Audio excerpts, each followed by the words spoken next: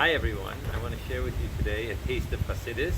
Today I'm going to be learning from the Tanya, the Alter Rebbe's book, and we are at the end of the 12th chapter. So I'm going to read inside for a little bit. V'chein b'devarim sheben adam l'chaveiro.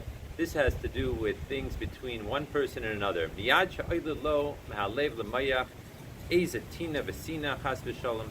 That immediately when it goes into a person's mind, any thoughts of negativity towards another person, or ezakina, any type of jealousy, or kas, or anger, or kapeda, or any type of grudge, v'domehem, einam mekablim l'klal. A person has to make sure that he doesn't receive them, he doesn't take them on at all, not in his brain, not in his will, not in anything. He pushes them away. And in fact, he treats the person with even more kindness and even more patience, and makes sure under no circumstances does he get angry or upset. And I want to illustrate this with a story that's told by the rabbi of Yerushalayim from around 150 years ago, Rabbi Yosef Chaim Sonnenfeld. So he used to tell a story about a particular rabbi that lived in Europe, in probably Poland or Russia, back in those days. And in this town, there happened to be a person who on the outside, he looked like the most wonderful person in the world. But unfortunately on the inside, he wasn't that way. And in fact, quite frankly, he was an extortionist. Now, the whole town knew about this, with the exception of the rabbi. One day, a villager from a different town came to sell his goods, and Zanvil came up to him, and he went to buy his cucumbers, his tomatoes, and he sold it to him. However, when it came to paying, Zanvil just laughed at the person. The villager went immediately to the rabbi and asked for a case to be brought to the courts. And the rabbi called Zanvil for what we call a din Torah, a court case. Zanvil refused to come. At this point in time, the rabbi realized that something was up. And the more research he did, he realized that he had been tricked for many, many years. Anyway, things came to a head on Shabbos, and there was a confrontation. Now, the people in the town were very afraid.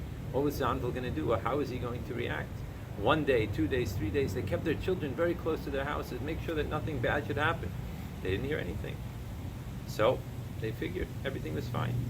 Anyway, some weeks later, the rabbi was asked to be a sandik at a bris milah, and a carriage would be sent to him for him to go to some town further away. The carriage pulled up, and the rabbi and his two students got on the carriage and they started driving. Now, as you can imagine, the rabbi was deep in thought and learning his Torah. He was learning Chumash, he was learning the 5 books of Moses, and the students started to notice that they seemed to be going in a very different manner, a different place than what they would have imagined. They went deeper and deeper into the forest, and they kept on asking the driver, what's going on? Well, they really began to realize something was off, and they tried to get the rabbi's attention. But as much as they tried to get the rabbi's attention, the rabbi spent more time going deeper into his learning, until finally they reached a clearing, and who did they see? They saw Zanvil. Only this time, he didn't have his beard, he didn't have his payas, he had a big sword in his hand, and he had a few of his henchmen with him. And as the wagon rolled up to a stop, the rabbi jumped out and said, Zanvil, how are you? It's been so long, I missed you so much. And he ran over to Zanvil.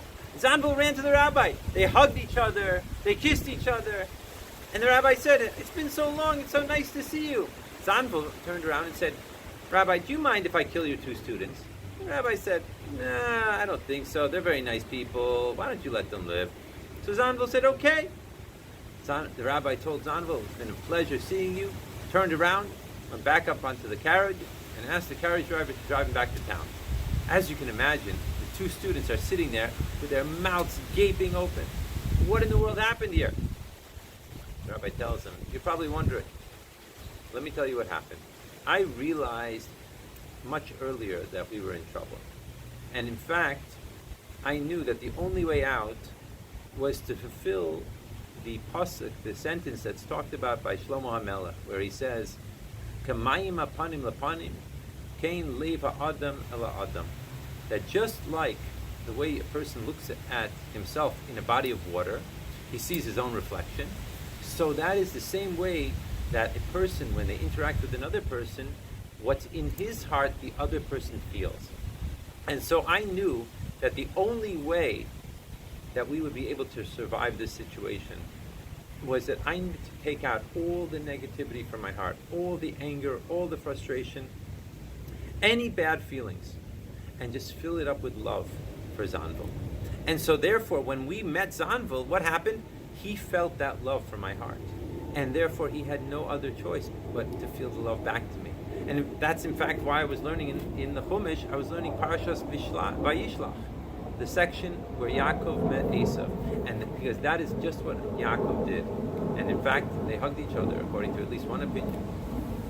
So this is the story for us, days before Shavuos, where we know that God gave us the Torah, like it says, that we were all together as one heart. So it's the idea of clearing our hearts from any negative feelings and filling them up with love for one another. This has been a taste of chassidus, and for more in-depth studies of chassidus, I would recommend that you take a look at either Rabbi Paltiel's website, insidechassidus.org, or our yeshiva website, yeshivanj.org, or you can look at my podcast, Chassidus with Rabbi David Dick, and I look forward to seeing you next time.